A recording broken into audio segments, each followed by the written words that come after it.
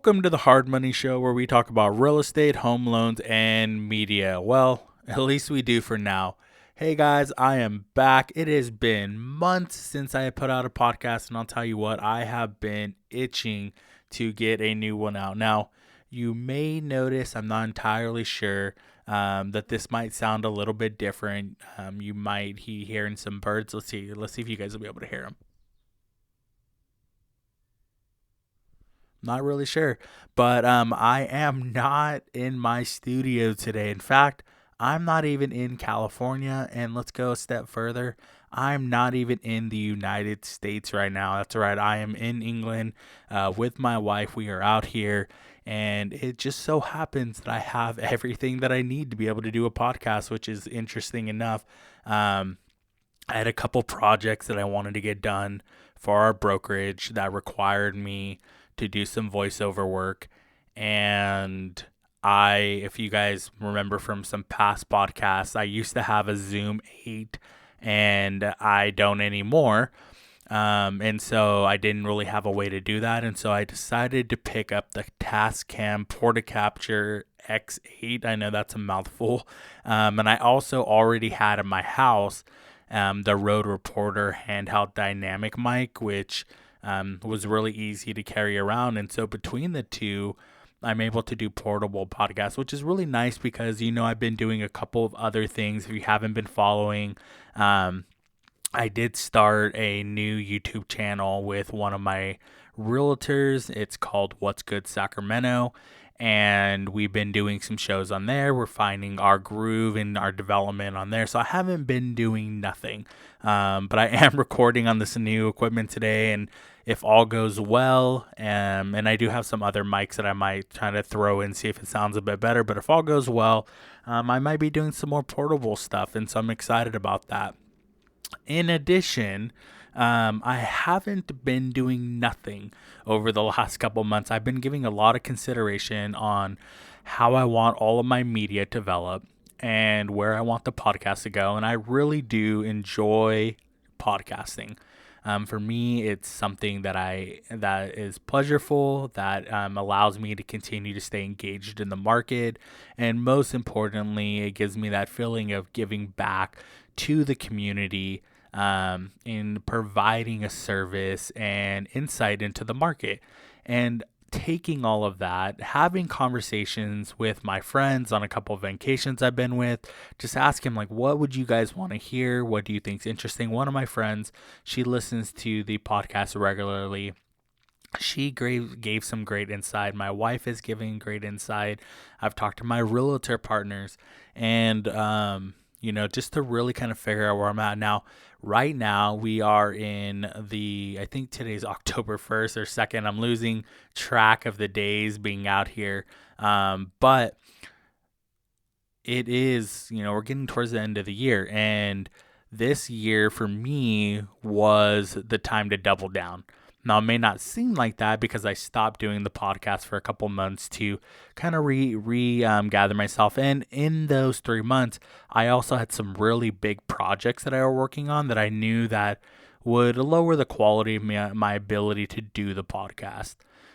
So I didn't really want that to be, to interfere. But I have been working on it, I have been giving a lot of consideration. And I'm excited because, like I was saying, this year, my goal was to double down in this market, right? We're in 2023.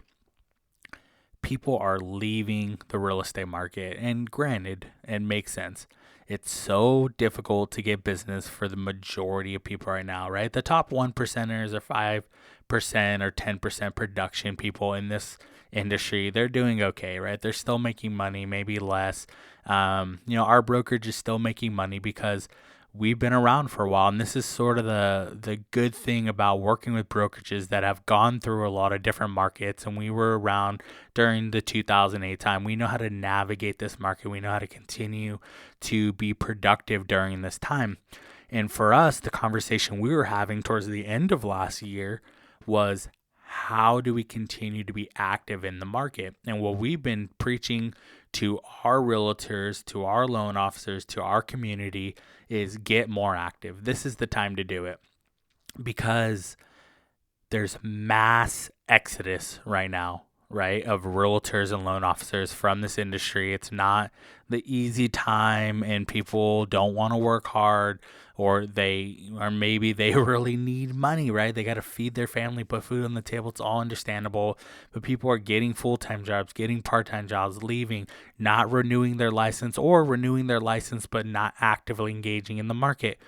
All of that happens during a down market. But this is the time for people who want to be in the industry, who want to be successful, to double down. And that's what we've been doing. We've been doing training sessions, seminars, courses on how to help individuals get more engaged in this market, become more visible. Because, yeah, right now, people aren't going to be thinking about potentially buying, right, or selling.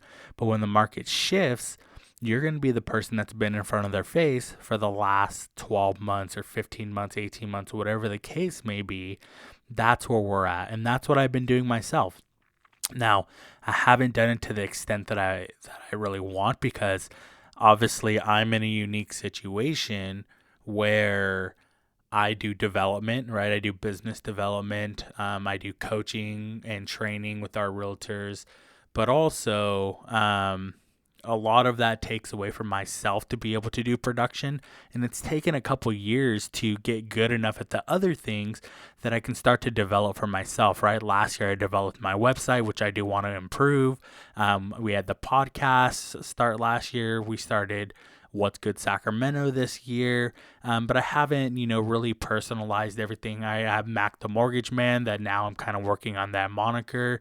And so all of that is excellent, and that's really what I've been focusing on this year. But I want to talk a little bit, and in that spirit, right, I want to talk about what else I've been doing, right? A lot of the development for a realtor or loan officer in this industry, if you don't have a ton of money to hire people to do things for you, you have to learn to do them for yourselves. And I've always been that sort of person where I learned to do all the skill sets that I think are important within a business, right? When I was getting my degree, I've done sales pretty much my whole life, but when I was getting my degree in media and public relations, I was learning how to do organizational communication and development. I really emphasized on learning other things. I know, okay, if I'm good at sales, who else would I be working with? Oh, like the ad team, the marketing team, the PR team, right? All of these sort of work together, the admin teams. And so I've always prided myself on really learning the in and outs of the industry. And this is the same thing that's happened because out of necessity. And this is what's happening for a lot of people in our industry, or should, if they really want to understand how to be successful. Because as an independent contractor, or whatever, self-employed individual who's primarily doing sales, as in real estate and home loans, and yeah, it's a lot of customer service based stuff, but ultimately we're trying to help provide a service through some sort of salesmanship. Branding is extremely important, and luckily I have all the education experience from that. And I've spent the last 15 years learning how to do photography and videography and, editing, with the podcast and things like that, audio development. And so we have all of these things sort of coming together. And there's one thing that I touched on for a couple years and then stepped away from it, and that was making my own music. If you do any sort of video development, and granted, it's gotten a lot easier over time because there's people have realized, like, hey, people need music for videos, and so we'll build these companies that have these libraries that are royalty free or whatever the case may be, and they can use our music, and that's great. The problem, to me, is that I feel like you hear a lot of the same type of music. Then you have to match the music or the video to the music, and that's all great. But for myself, a lot of this is part business, but a lot of it is part art for me, right? I've always been very art inclined. I took art in high school, and I'm a BA in art. I have my master's art. That sort of direction, less science.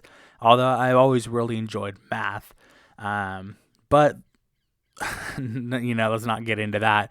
But the point being is, I really like what I do because I get to express that artistic side and it translates over to the business side. And luckily, I kind of fell into the marketing category for that, and it's allowed me to do both.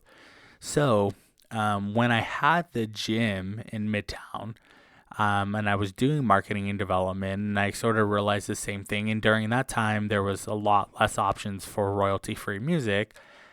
I decided I was going to start making my own beats and my own sounds to put over our videos. And so I started investing in equipment, but I didn't have a lot of money at that time. And so I was buying things like, like a Ableton like beat pad sort of thing, and like a little keyboard, and just like very small things, very affordable things that I kind of added up, and I learned how to use that stuff. I learned how to use Ableton, and it was great. It kind of met all my needs. Fast forward, I eventually I got rid of all that stuff. I sold it. I didn't need it anymore because I wasn't doing that.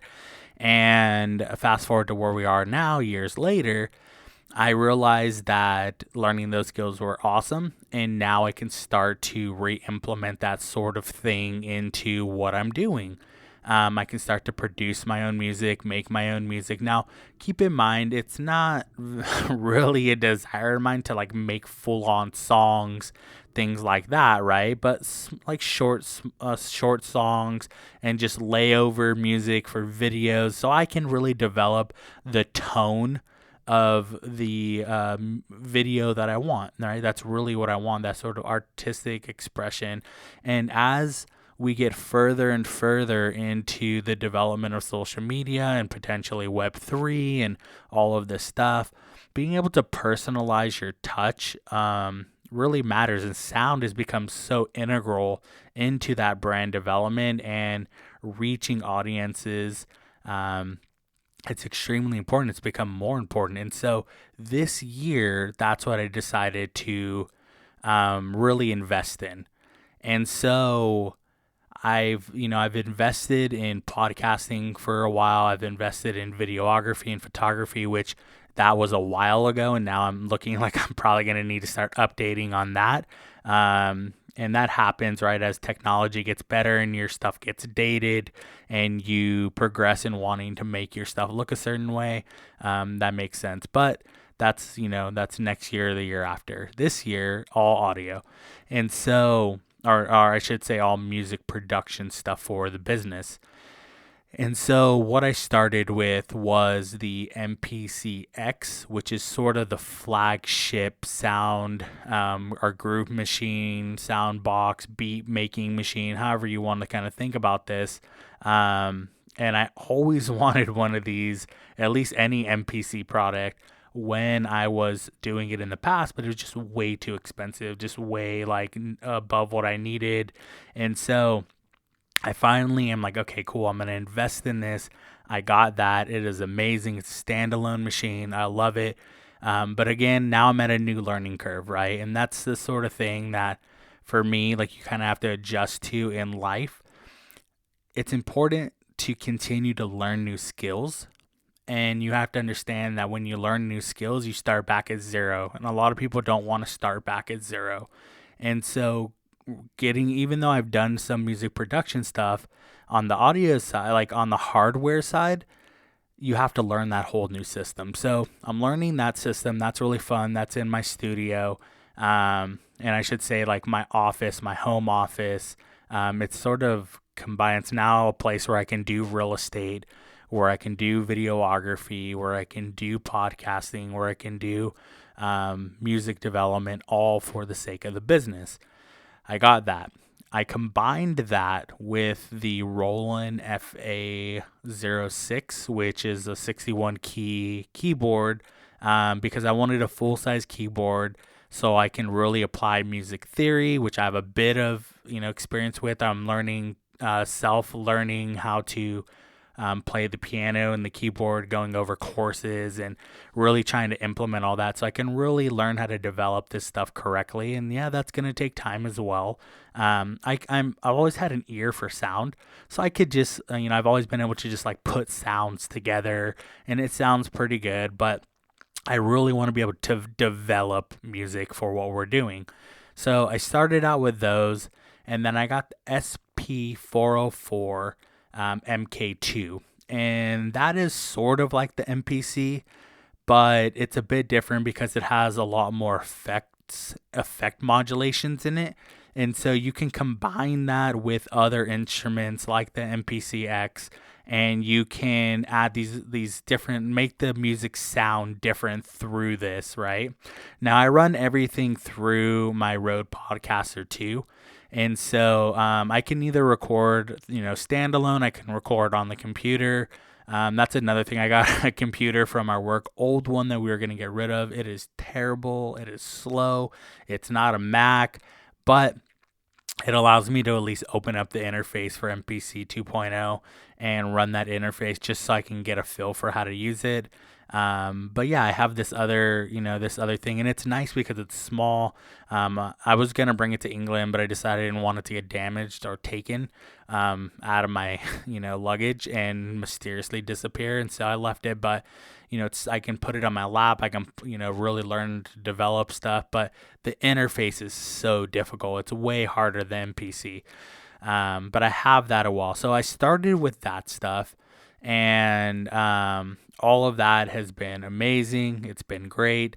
But the one thing I realized is, I've been dealing with some health things, and that sort of limits my ability at times to be able to move around. And so I really wanted to continue to develop the MPC, and so I picked up a couple other things. I picked up an MPC mini keyboard, just a very kind of small MIDI keyboard that I can just play with some sounds, learn some tunes that I can hook up to my iPad and play some stuff on there.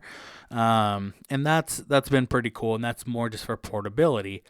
And then I had the same sort of idea that I want to have a little bit more portability. And so I ended up picking up the MPC Live 2. Now, the Live 2 system is the exact same as the MPC X, but it's not the big studio, centerpiece. It's a smaller one. It has a built-in speaker. It's portable, so I can keep it in my room, put it on my lap, and that's what I've been doing. I've been learning the systems, all the back ends, how to produce all of the stuff, and it translates over to my knowledge for the MPC-X because they run the same operating systems. Even though the hardware is a bit different and you have to kind of learn how to navigate that, the systems, the layouts, the functionality is the same. And so I purchased that right before I left, actually, as a way to develop on that system a bit more. Plus, if I am traveling like I am right now, I do travel throughout the year, or if I have to go somewhere to our office or meet somebody or whatever, I have this ability to keep developing the same way that I can still edit on my laptop, the same way that I can now podcast mobilely, the same way, all of that, I can now take music production more portable. Now, there is one more piece of equipment that I am getting as soon as I get back, and that is the Push 3, the Ableton Push 3. This will finish out everything I want. Now, I've already have headphones. I don't really want studio monitors because honestly, we both work from home, and I don't really want loud music. I like wearing headphones. I don't really need studio monitors. I'm not Dre. I'm not producing crazy music, so headphones are perfectly fine for me. I might pick up another pair, maybe something a bit more portable, but for now, those are great. I don't need studio monitors. I already have screens. I'm running, I have a television that I run the thing off of, my computer off of.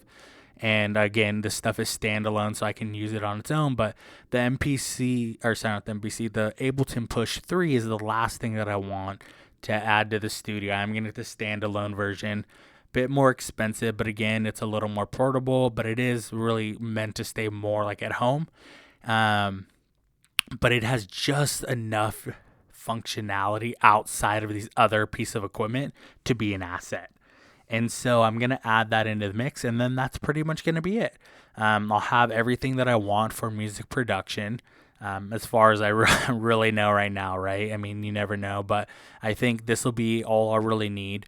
And, I plan on integrating that a lot more. You should be hearing music laid over this podcast. Maybe not this one, but podcasts in the future, maybe more sounds, a lot more intuitive, things like that. So that has been my effort, along with everything I've been doing, my effort to reinvest in myself and my business into this community is taking that next step into really filling out my skill set and being successful. And keep in mind, I don't know if I'm going to stay in real estate forever. I don't know if I'm going to stay in home loans forever. What I do know is I've always been very entrepreneurial, right? I do like stability and things like that, but I'll always have something inside of me that says, do a little bit more. See if you can do this and that. And I know this skill set, like everything else I learned, will translate because in every job I've had, these skills have been an asset in that job because most people just do not know how to do this stuff. And so it's never going for me, never going to be a waste of time. It's never going to be a waste of money. So I'm excited to add that addition in, and I'm excited I've made that investment in the business, in myself, and for our community as we move forward.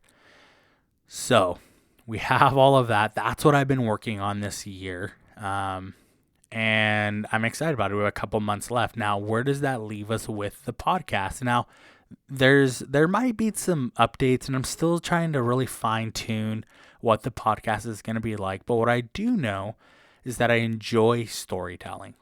I enjoy learning, and that's really what I want to combine into the podcast. I think there's an opportunity to provide information to consumers, to you, to the viewership in a way that's digestible. Real estate, home loans, finances, economics, all of these things are so dense, so complicated, made to make people feel dumb so they don't understand what's going on. And they just say, you know what, it's not something I need to worry about until it's something that I need to worry about. But oftentimes, by the time you have to worry about it, it's too late. And that's what the real estate market's looking like right now. We're looking like in the next 20 years, 40 to 60% of all single family homes are going to be owned by investment companies. And you know what? That's the free market. That's what it is. They did what they needed to do to build up their business. And now they're doing that. As myself, like, we own a rental property and I understand it, right? Now, is there a level of greed there? Yes. But America is trying to turn into a renter's market. And for people who do want to own, now I know not everybody wants to own, for people who do want to own, I want to make content that's interesting, that's digestible, and that's entertaining. That's what I want this podcast to be. And that's what it's going to be.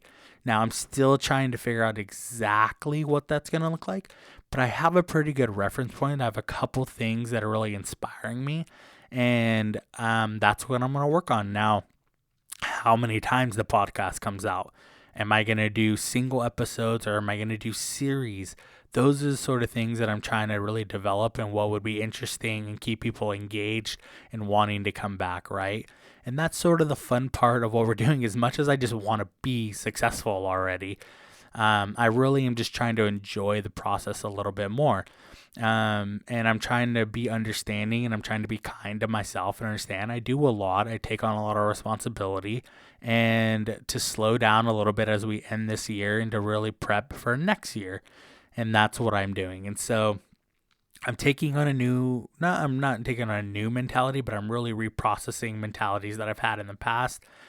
Self first, health and self. That's really the big thing.